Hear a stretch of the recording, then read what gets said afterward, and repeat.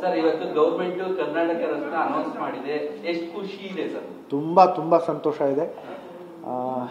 ಈ ಘಳಿಗೆಯನ್ನು ಮಾತುಗಳಲ್ಲಿ ಪದಗಳಲ್ಲಿ ವರ್ಣಿಸೋದಕ್ಕೆ ಅಸಾಧ್ಯ. ನಾನು ಮೊಟ್ಟ ಮೊದಲನೇದಾಗಿ ನಮ್ಮ ಮಾನ್ಯ ಮುಖ್ಯಮಂತ್ರಿಗಳು ಸಿದ್ದರಾಮಯ್ಯರವರಿಗೆ ಧನ್ಯವಾದಗಳನ್ನು ಹೇಳ್ತೀನಿ. ನಮ್ಮ ಕರ್ನಾಟಕ ಸರ್ಕಾರಕ್ಕೆ ಧನ್ಯವಾದಗಳನ್ನು ಹೇಳ್ತೀನಿ.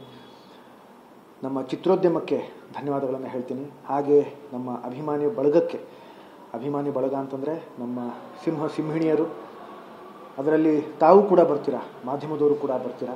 ತಮ್ಮೆಲ್ಲರಿಗೂ ನಾನು ನಮ್ಮ ವೈಯಕ್ತಿಕ ಕುಟುಂಬದ ಪರವಾಗಿ ಧನ್ಯವಾದಗಳನ್ನು ಹೇಳ್ತೀನಿ. ಸರ್, ಕೆಲವರು ಹಿರಿಯ ನಟಿಯರು ಹೋಗಿ ಸಿಎಂ ಮೀಟ್ ಮಾಡ್ತಾರೆ, DCM ಮೀಟ್ ಮಾಡ್ತಾರೆ. ಇಷ್ಟು ವರ್ಷ ಬೇಕಾಯ್ತಾ? ಎಲ್ಲೋ ಒಂದ್ ಕಡೆ ವಿಷ್ಣುವರ್ಧನ್ ಅವ್ರಿಗೆ ಅನ್ಯಾಯ ಆಗಿತ್ತಾ?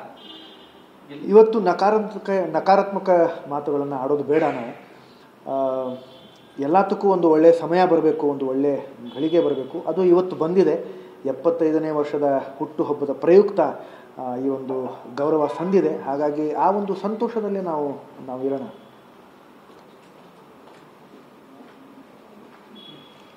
ಈಗ ಫ್ಯಾನ್ಸ್ಗೆ ಏನು ಹೇಳ್ತಾರೆ?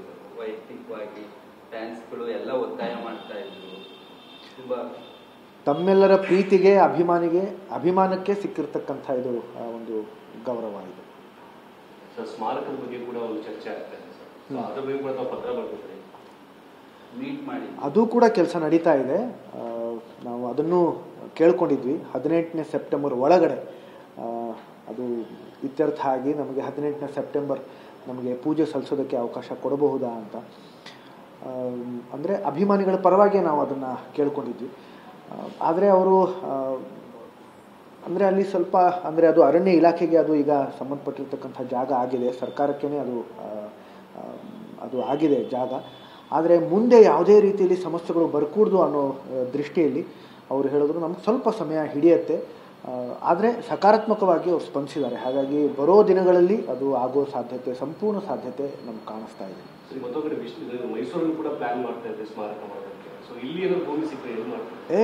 ಮೈಸೂರಲ್ಲಿ ಸ್ಮಾರಕ ಆಗಿ 2.5 ವರ್ಷಗಳಾಗಿದೆ.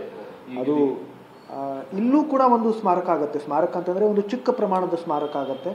ಅದು ಕರ್ನಾಟಕದ ಸರ್ಕಾರದ ಸ್ಮಾರಕ ಆಗಲ್ಲ. ಯಾಕಂತಂದರೆ ಕರ್ನಾಟಕ ಸರ್ಕಾರ ಈಗಾಗಲೇ ಸಾಕಷ್ಟು ಖರ್ಚು ಮಾಡಿ 5 ಎಕರೆ ಜಾಗದಲ್ಲಿ ಮೈಸೂರಲ್ಲಿ ಅತ್ಯಂತ ಸೂಕ್ತವಾದಂಥ, ಅದ್ಭುತವಾದಂಥ, ವಿಶಾಲವಾದಂಥ ಒಂದು ಬೃಹತ್ ಸ್ಮಾರಕವನ್ನು ಕಟ್ಟಿದ್ದಾರೆ. ಹಾಗಾಗಿ ಮತ್ತೆ ಸರ್ಕಾರಕ್ಕೆ ಅದನ್ನು ಖರ್ಚು ಮಾಡಿ ಅಂತ ನಾವು ಹೇಳ್ತಾ ಇಲ್ಲ. ಇಲ್ಲಿ ಏನು ಸ್ಮಾರಕ ಮಾಡ್ತೀವಿ, ಇದು ಕೇವಲ ಒಂದು 10 ಗುಂಠೆ ಜಾಗ ಕೇಳ್ಕೊಂಡಿದ್ದೀವಿ. ಅಂತಂದರೆ ಅಭಿಮಾನಿಗಳು ಬಂದು ಪೂಜೆ ಸಲ್ಲಿಸಿ ಹೋಗೋದಕ್ಕೋಸ್ಕರ. ಹಾಗಾಗಿ ಅದು ಚಿಕ್ಕ ಪ್ರಮಾಣದ ಒಂದು ಸ್ಮಾರಕ. ಅಂತಂದರೆ ಮೊದಲು ಯಾವ ಥರದ ಒಂದು ಮಂಟಪ ಏನಿತ್ತು ಅದೇ ಥರದ ಮಂಟಪ. ಹಿಂದೆ ಕೂಡ ಅದು ಅಮ್ಮವರೇ ನಾವೇ ಅದನ್ನು ಕಟ್ಟಿಸಿದ್ದು ಆ ಸ್ಮಾರಕ. ಅಂದರೆ